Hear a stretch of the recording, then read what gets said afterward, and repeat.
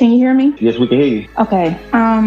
So I used to be like really into health and fitness, like deep into it, and I was learning a whole bunch, but I didn't know about the not eating meat part until later. But I used to almost treat it as a religion, and I'm trying to get the perspective as to where we're supposed to eating healthy, the whole perspective of ascension and spirituality, because I'm pretty sure in ancient Egypt, people weren't concerned about the food they ate because all this poisonous stuff wasn't going around. They had natural foods back then. So what I'm really trying to ask is, okay, so what if you, like right now, like I eat mainly alkaline and I fast every other day, but I don't treat it like a religion. Like I used to look at people who didn't eat like that, like something was wrong with them, but I don't do that anymore.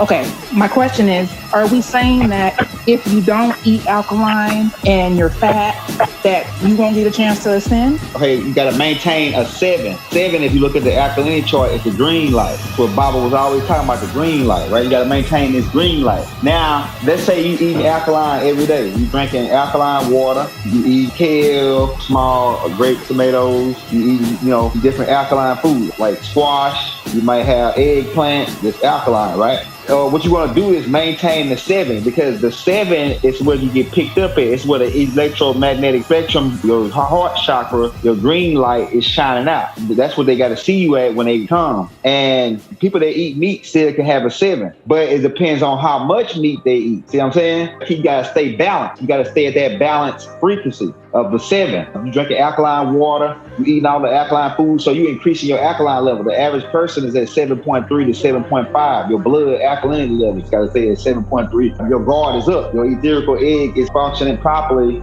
as far as sickness goes when you're at a 7.3 and 7.5. Now you can go higher than that by just eating nothing but alkaline foods and not taking in the acid. I'm gonna try to figure out a way where you can check your alkalinity level. When you get too high, like to an 8.5 or a 9, if you're going up, right, because you're taking nothing but alkalinities, now you can come in and eat some acid. You ain't got to necessarily eat like a pizza, which is acid, drink some milk or something, which is acid. You ain't got to necessarily do that. I'm just saying you can eat some type of like acidic fruits, like oranges, lemons, things like that, and you can balance your etherical egg back to a 7. You got to maintain the 7.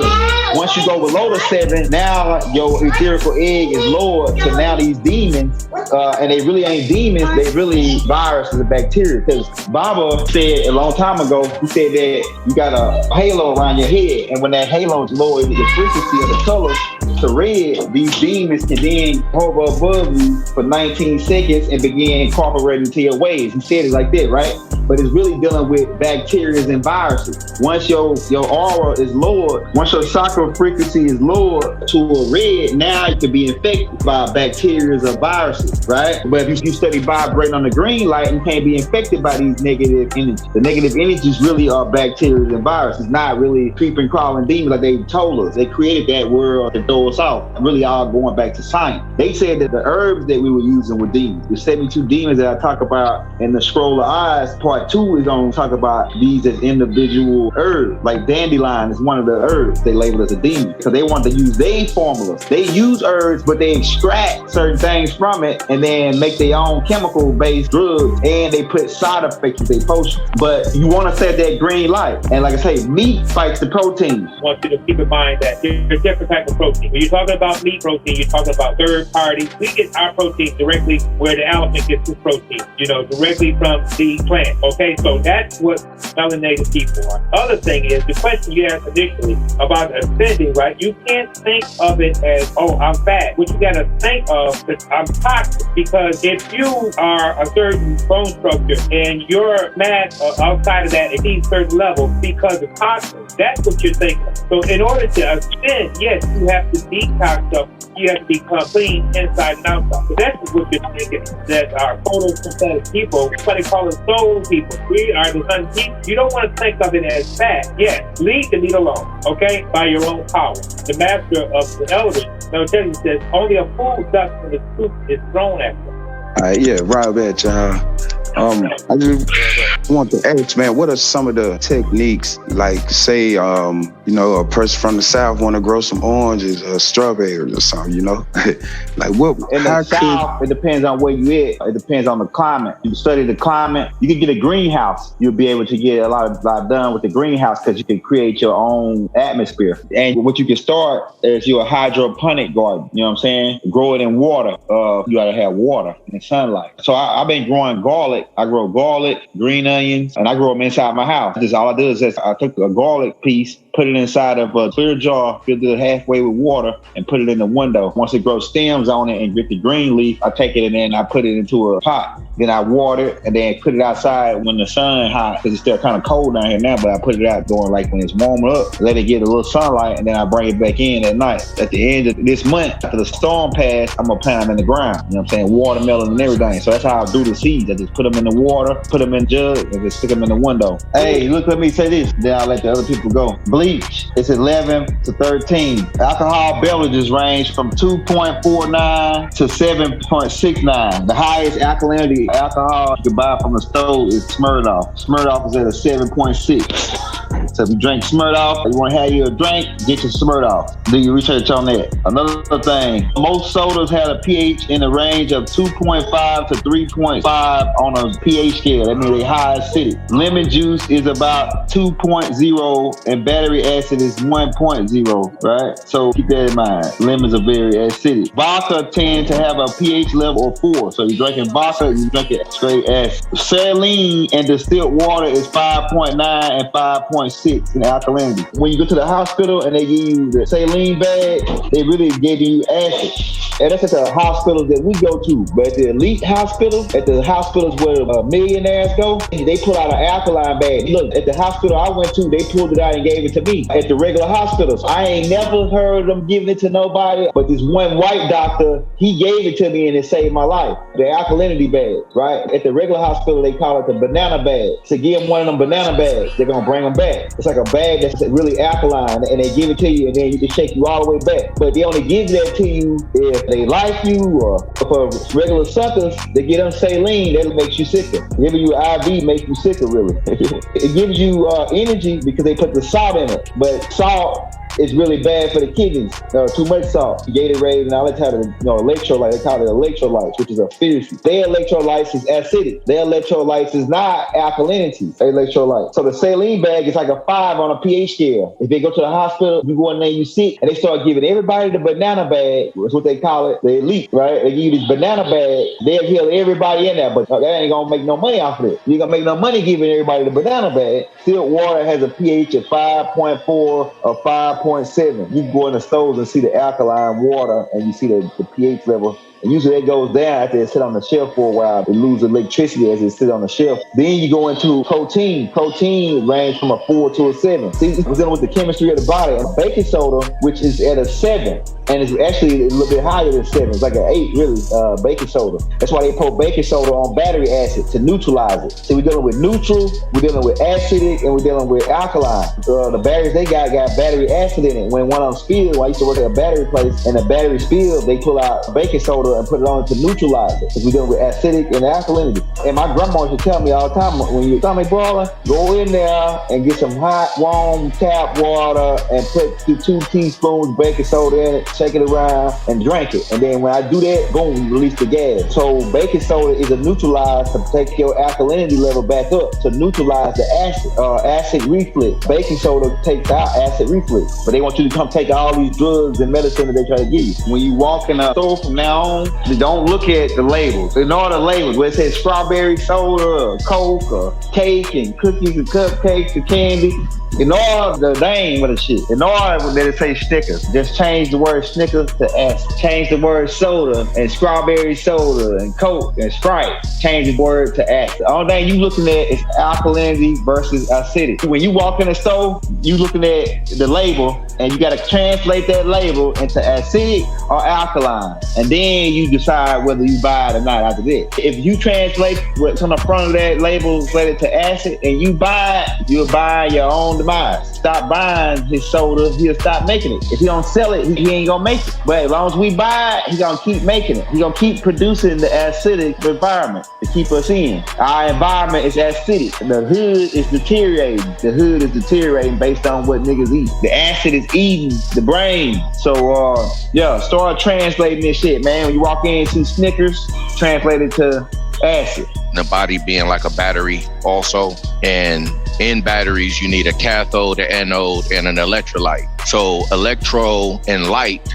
is where your alkalinity comes in at. When you're going for food and you're eating food, you need your food to be electrized or electric, because that's what, you get electrons from. It helps your mobility, helps you have the energy and the spirit to move. So you most definitely want to treat your body like a battery in that sense when you go for alkalinity. The type of alkalinity that I take in mainly is water, okay, spring water, and air. If you practice good breathing techniques and you drink good water and you get good exercise, your body will be on an alkaline balance to where it can purify itself from toxins at will. You want to get your body on a system where it's constantly dumping off toxins on its own rhythm, where you don't even really have to pay attention to it no more. You want to get your body into a cycle where it's dumping toxins and it doesn't retain any. Therefore, you won't produce any candida to eat the dead cells that come into the body. That's what turns into mucus later on, and which in turn will turn into fat later. So in order for you to keep your alkalinity up, keep your good exercise going, cardio, because cardio is going to help the heart pump, heat the body temperatures up so you can burn toxins out. The body is literally spitting toxins out of every place it can come out of every orifice. You see, after you get done working out, you're going to want to go to the bathroom if you have anything on your stomach or in your intestines. When you get done, this also speeds the vibration up and also alkalizes the blood. You have to sweat. You got to ventilate. We got a hand raised. Go ahead, brother. Peace, brother. Thank you.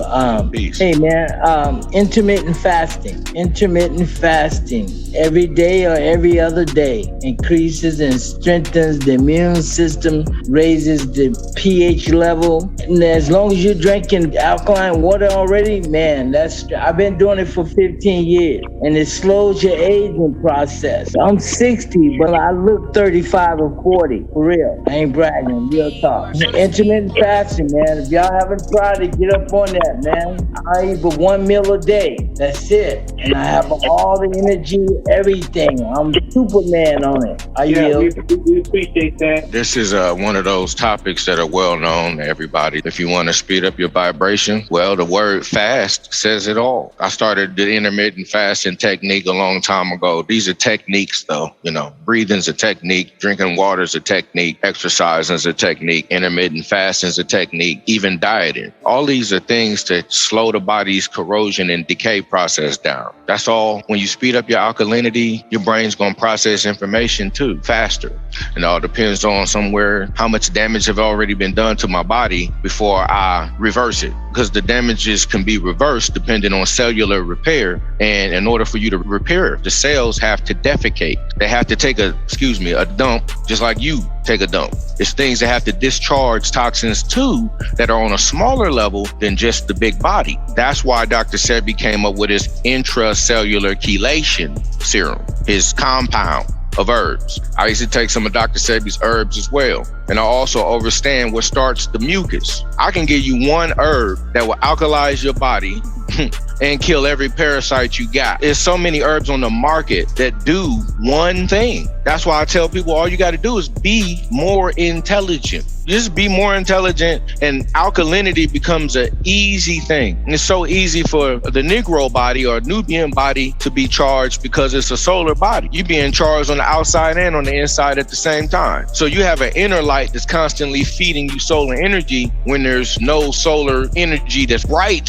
on this side of the planet. We ain't even gonna call it night. We know night don't exist. So we're alkalizing also when you go to sleep and you don't eat before you go to bed. Keep your stomach empty. And then when you go, you'll have all kinds of lucid dreams or lucid time travel experiences, quantum leap experiences. You'll have all that if you go to sleep on an empty stomach, because the body is charged, or should I say the starship, the vessel, is completely charged. If it's completely charged, then it's ready to shoot you off in a direction you need to go into as an ethereal being to travel. You're not doing anything in that body. It just lays there idling like a motor on a car when you get out of it. That's why you be breathing like you do when you go to sleep, all hard and heavy. Because if you don't breathe hard and heavy, the body's not going to be able to sustain life while you're gone. So alkaline takes place in sleeping too. When you wake up the next day, intermittent fasting, like the elder said, you want to make sure you don't eat. I don't eat until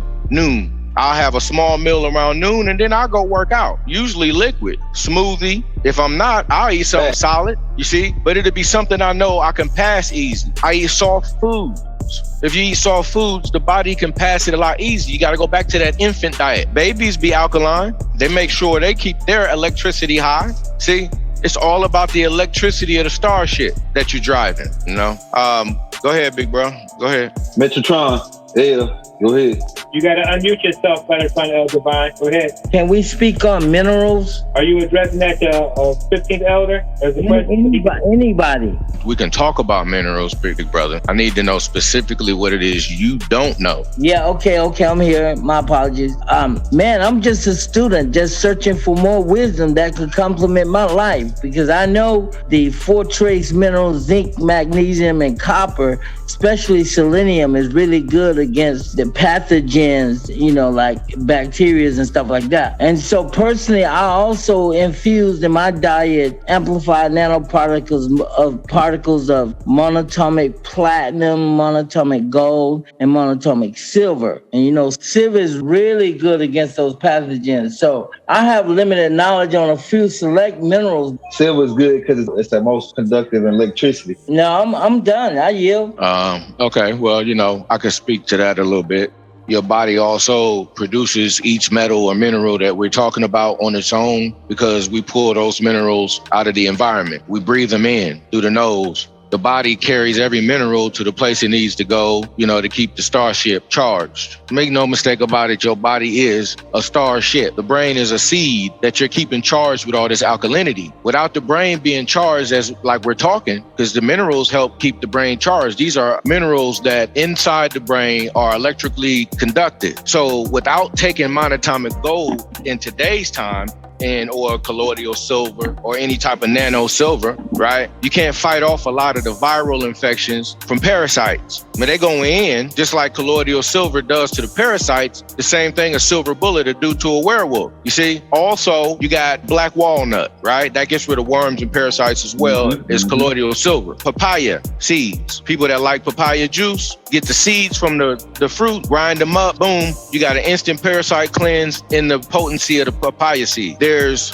pine tree bark. There's minerals in these things as well, okay? Pine tree bark, pine tree needle, pine tree pollen. All of that stuff is loaded with vitamin C. It also fights against bacterial infections. It also fights against parasites. Turpentine comes from pine tree sap being distilled and processed. Pure gum spirits, 100%. Take a few drops of that, bait the parasites with some honey, castor oil, some sugar, whatever. But you can bait them out to it. Either way it goes, they know it's coming because you're thinking about taking it, because they're lodged into the intestinal walls and tapped into the central nervous system. These parasites control a lot of cravings, right, for salt and sugar, because those are the minerals that they need to stay alive, mineral wealth. These are the extraterrestrials that are on a microorganism level that live off those minerals, the crystals of salt and sugar. We live off every mineral that you can possibly think of on Earth, because the body is comprised of just about everything you can think of here. It all comes from out beyond the exosphere down in here anyway, collected like a magnet, pulling everything into itself. So we play a part of that magnetism and pulling minerals in through the air, as well as drinking minerals and trace minerals in our water. Same thing with the plants we eat. They got trace minerals in them too, because the plants take the metal and they turn the metal into something edible through a process called iontrophoresis. Dr. Sebi taught about it. I remember that from him teaching about it. Iontrophoresis is the process where the plant makes the metal that we're talking about, the mineral metal, the dirt, edible, okay? That's why so much medicine in the whole plant, not just the fruit, not just the flower. It's healing in the stem, it's healing in the root, it's healing in the leaves, it's healing in every branch. If you are a chemist, you can pull these things apart from each other and extract them from each other, okay? What I've been studying is try to extract metals from ore. Okay, so that's a cooking process. It takes a lot of time. It takes a couple of days. Why? Because you got to make sure what you're trying to get out of it. And this dude was pulling, that I seen a scientist pulling uranium out of uranium ore, or out of ore. So he was taking the uranium and he had to separate it. And guess how he separated it? With acids.